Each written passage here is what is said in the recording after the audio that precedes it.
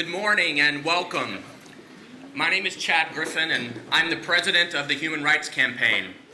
Before I begin, I just want to thank Amy and Matthew Bell, the owners of South on Main, for hosting us and for making this possible here this morning. So join me, please, in thanking them and thanking this incredible restaurant.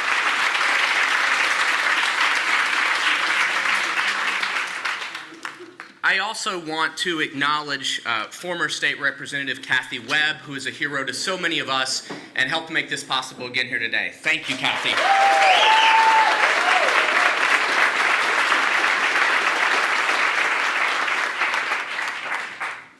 You know, as a proud Arkansas native, it's always a pleasure to return home. In fact, this is my 5th visit to Arkansas since I started this job just about a year ago. But the circumstances for which I'm here today saddens me. For 15 years, Tippi McCullough served the Mount St. Mary's community as a beloved teacher, coach, mentor, and friend.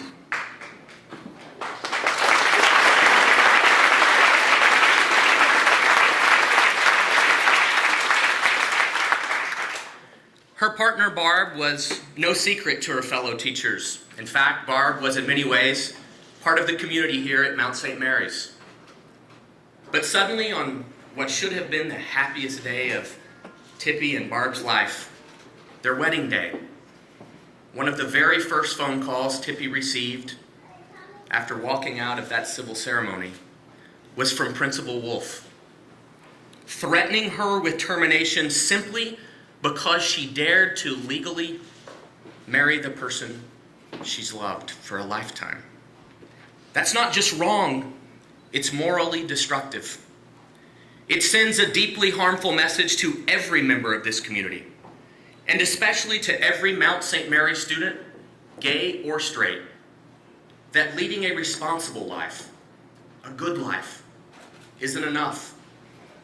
That telling the truth, following the golden rule, something we were all taught, right? Treat others as you wish to be treated. And living by Mount St. Mary's values, American values, and Arkansas values isn't good enough either. Principal Wolf and President Flake are shamelessly and dangerously sending a message that if you are LGBT, you simply don't belong. That kind of harmful message never entered Miss McCullough's classroom. Tippi was an English teacher, and she loved the struggle of helping young people see their own lives reflected in great books and poems. Who you were never mattered in that classroom, as long as you came ready to learn.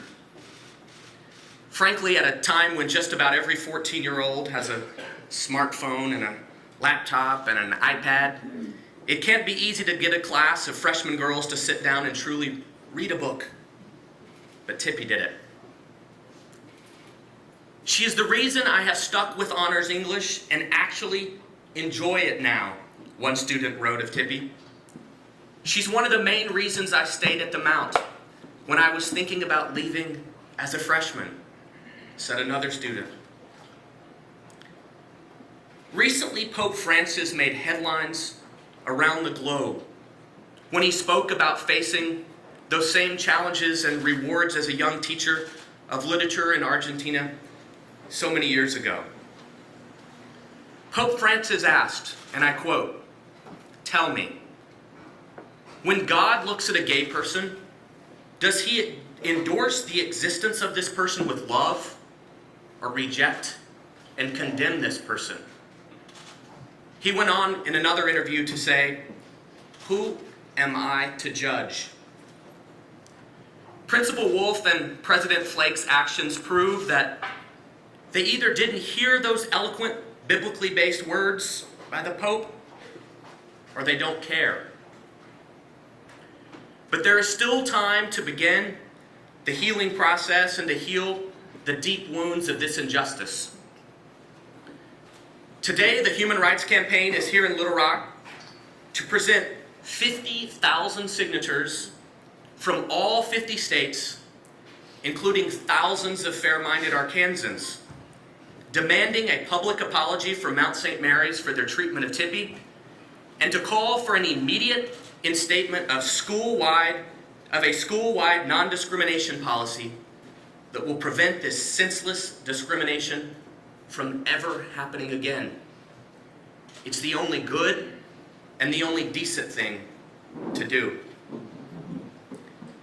And now it is my great honor and an incredible privilege to introduce one of Arkansas and now America's most beloved teachers, Tippi McCullough and her wife, Barb Mariani.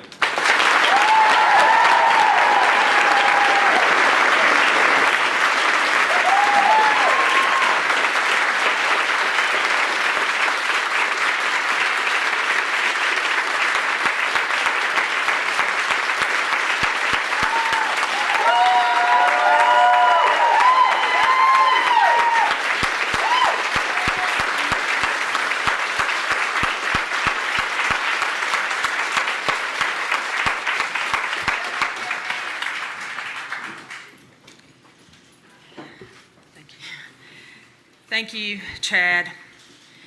Yesterday was one of the hardest days of my life as I walked into Mount St. Mary Academy to gather my personal effects. I was touched deeply by students as well as teachers dropping in to hug me and wish me well. I know there will be more hard days, but I realize that teaching is not limited to strictly the building that you're in. It is mostly about those teachable moments, some of which are hard, but in the end most valuable. Receiving this news 45 minutes after the judge declared us married seemed shocking and especially cruel. If you can picture this, we had just arrived back at the car so happy, and then the phone rang. You are fired. The following 4 days away from home were not the restful and peaceful ones which we had planned. I would like to thank both mine and Barbara's families for their love and support. Next, I would like to thank Kathy Webb for her guidance and example.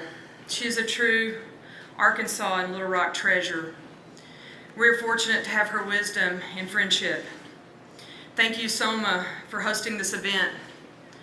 I would like to thank our friends who have always been there for us. You know who you are.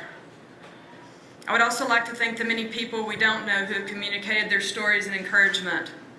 And finally, I would like to thank all of the current and former students, parents, and teachers, many of whom are Catholic, from Mount St. Mary Academy who have reached out to myself and Barbara with messages of love and support.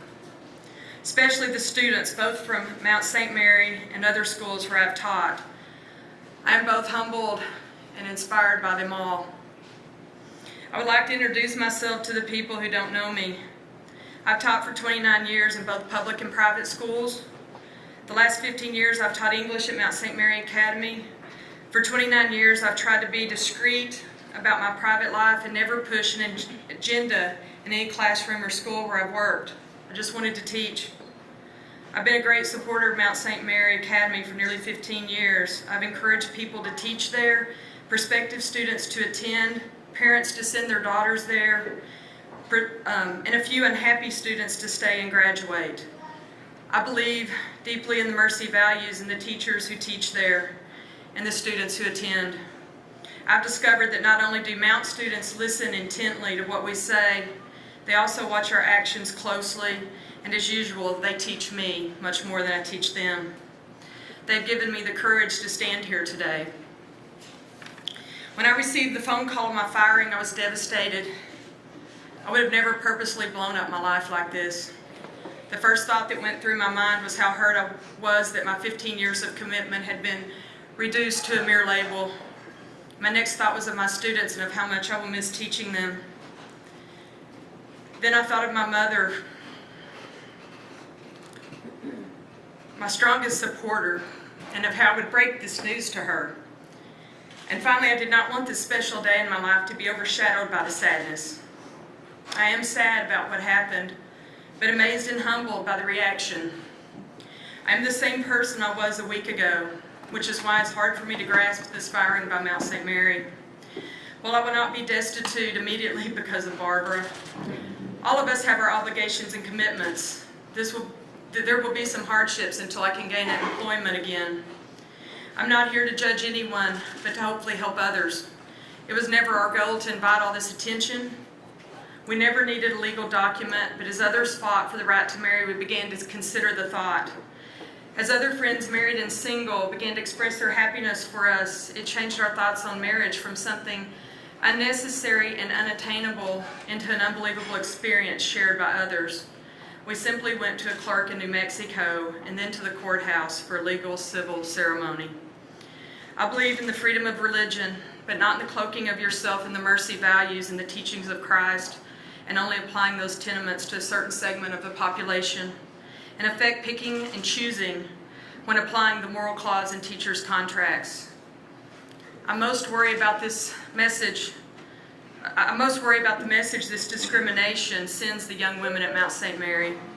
My only hope is that this adds to the dialogue and progress for equality of all people worldwide. A special thank you to the Human Rights Campaign and Chad Griffin for all they do. Thanks to Barbara for choosing to share her life with me. Anyone who knows her knows what kind of person she is. And my last plea to all of you is that we all approach this issue with peace, intelligence, patience, and understanding. Thank you all for taking the time to be here.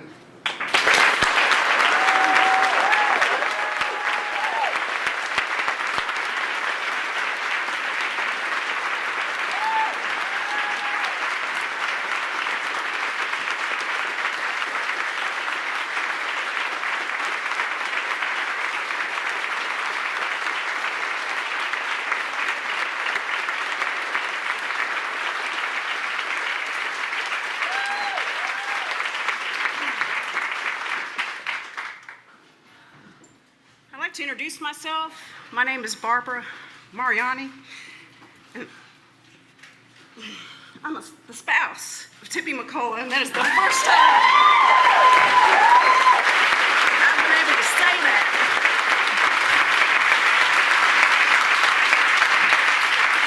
That's the first time I've been able to say that in public, and I am so proud to be sitting here in the South, and that's right, I said that, in the South, in a room full of Southerners and Arkansans who support us. I cannot tell you how much that means. I never thought I'd say it.